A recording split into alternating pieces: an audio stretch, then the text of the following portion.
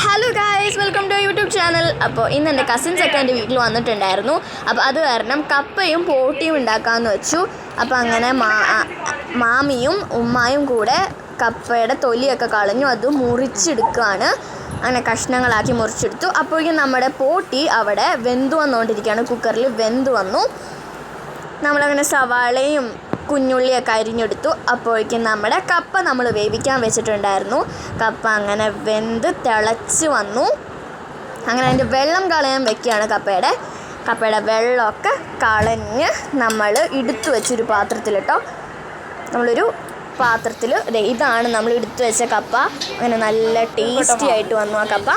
അത് കഴിഞ്ഞ് സവാള, വെളുത്തുള്ളി, അതൊക്കെ കുറച്ച് മഞ്ഞൾപ്പൊടി, മുളക് പൊടി, മസാല അതൊക്കെ നമ്മളിങ്ങനെ താളിച്ചെടുത്തു. അത് നമ്മുടെ പോട്ടിയിലോട്ട് ഇട്ട് കൊടുത്ത് നല്ലോണം ഇളക്കി എൻ്റെ മാമി നല്ലോണം ഇളക്കി മിക്സാക്കി സാധനത്തിനെടുത്തു.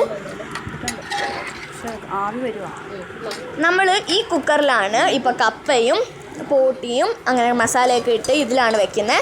അത് കഴിഞ്ഞ് ചുമന്നുള്ളി മൂപ്പിച്ചെടുത്തതാണ്, അതും അതിലോട്ടിട്ട് കറിവേപ്പിലയിട്ട് സൂപ്പറായിട്ട് നമ്മുടെ സാധനം വെന്ത് അടിപൊളിയായിട്ട് നല്ല ടേസ്റ്റായിരുന്നു.